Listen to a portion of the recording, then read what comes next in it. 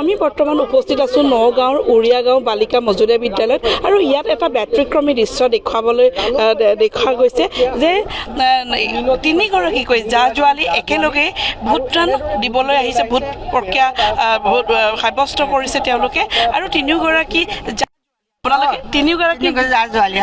এতিয়া আপোনালোকে ভোট দিবলৈ আহিছে তিনিওগৰাকী একেলগে। আমি তামোল চালি খালেও আবেলি চাহ খালেও আমি চোতালতে বহি একেলগে খাওঁ। হয় আৰু এনেকুৱা দৃশ্য সাধাৰণতে দেখা পোৱা নাযায় আজি সমাজত। নাযায় হয়।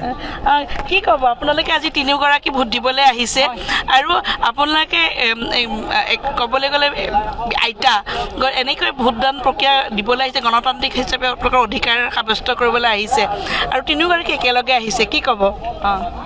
ভাল লাগিছে, ভাল লাগিছে। হয়, ভোট দিলে? ভোট দিলোঁ। আৰু এগৰাকী আছেহে। আৰু কেইগৰাকী আপোনালোকৰ জা জোৱালী? জা জোৱালী আমাৰ এতিয়া বৰ্তমান 5গৰাকী। হয়। আৰু সৰুগৰাকী আহিছে আৰু এগৰাকী আছে। আপোনালোকে মানে 5গৰাকী একেলগে আহিছে? একেলগে 4গৰাকী আহিছোঁ। হয়। এগৰাকী তাত আছে। হয়। এগৰাকী নাই আহা। আমাৰ চব মকা মিলা। ইজনীয়েও চাহ বনালেও দিয়ে, সিজনীয়েও দিয়ে ভাত চাহ, চব সকলো আমি একেলগে খাওঁ। আপোনালোকে হাতে ধৰি পেলাই একেলগে আহিছে? একেলগে আহিছোঁ। টেম্পুখনতে আহিছোঁ, টমটমখনতে আহিছোঁ, আমি একেলগে আহিছোঁ। একেলগে আহি লাইন পাতি একেলগে ভোট দিছোঁ, একেলগে এইখিনিতে ধৰিছোঁহি। আপোনাৰ নামটো ক'ব? শ্ৰী ৰাণু শইকীয়া। আৰু আপোনাৰ নামটো? মিনতী শইকীয়া। আপোনাৰ নামটো? মোৰ নাম শ্ৰী পোনা শইকীয়া। হয়, এই তিনিগৰাকী আইতা একেলগে ভোট দিবলৈ আহিছে এই উৰিয়াগাঁও বালিকা মজলীয়া বিদ্যালয়ত আৰু ইয়াতে কিছু সময়ৰ পিছতে বিজেপিৰ প্ৰাৰ্থী সুৰেশ বৰুৱা ভোটদান কৰিব। আমি সেয়াও দেখুৱাবলৈ চেষ্টা কৰিম। আৰু এটা কথা ক'ব লাগিব, আজিৰ সমাজত এনেকৈ তেওঁলোকে 4গৰাকী জা জোৱালী ওলাই আহিছে ভোট দিবৰ কাৰণে আৰু তেওঁলোকে ভালদৰে খোজো কাঢ়িব নোৱাৰে। এখন টমটমত অহা দেখা পোৱা গৈছে। এতিয়া তেওঁলোকে ইতিমধ্যে ভোট দিয়া হৈ গ'ল। ভোট দিয়াৰ পিছত তেওঁলোকে টমটমত তেওঁলোকে যাবগৈ নিজৰ ঘৰৰ অভিমুখে আৰু এনেকৈ হাতত লাঠি লৈ পেলাই ভোট কেন্দ্ৰলৈ আহিছে ভোট দিবলৈ। সঁচাই এক ব্যতিক্ৰমী দৃশ্য। আমাৰ দৰ্শকক আমি এই দৃশ্য দেখুৱাবলৈ কাৰণে চেষ্টা কৰিছোঁ। সঁচাই এক আজিৰ সমাজত য'ত সৰু পৰিয়াললৈ ৰূপান্তৰ হৈছে, কিন্তু দেখা পোৱা গৈছে 4গৰাকীকৈ জা জোৱালী একেলগে আহিছে ভোট দিবলৈ আৰু হাতত লাঠি লৈ পেলাই আহিছে। গতিকে ক'বলৈ গ'লে এয়া এক ব্যতিক্ৰমী দৃশ্য। আৰু মই আৰু এটা দৃশ্য দেখুৱাবলৈ অনুৰোধ জনাইছোঁ মোৰ কেমেৰা সহযোগী এজন আমাৰ লগত ককা আছে। ভোট দিব আহিলে। ককা, কিমান বছৰ আপুনি কিমানটা নিৰ্বাচন দেখিছে আপোনাৰ জীৱনকালত?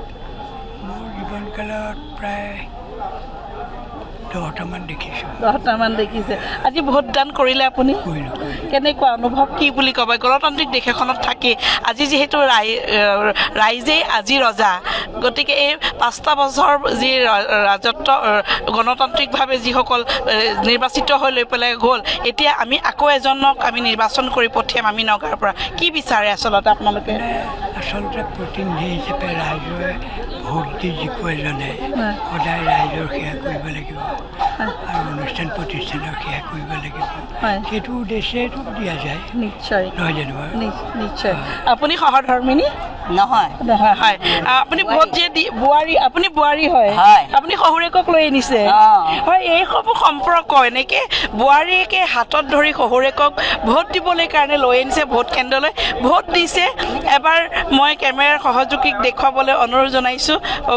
ভোট দিছে যে তেখেতে ভোট দিয়াৰ যি চিম্বল, এয়া ভোট দিয়াৰ এয়া চিম্বল দেখুৱাব। এয়া এনেকৈ এই বোৱাৰীয়ে লৈ আনিছে আচলতে শহুৰেকক। আচলতে এইবোৰ সম্বন্ধ দেখা পোৱা যায় ভোট কেন্দ্ৰসমূহত আৰু আমি দেখুৱাবলৈ চেষ্টা কৰিলোঁ আমাৰ দৰ্শকক। এনেকুৱা ধৰণৰ যি সম্বন্ধ আচলতে জীয়াই থাকক সেয়াও আমি কামনা কৰিছোঁ।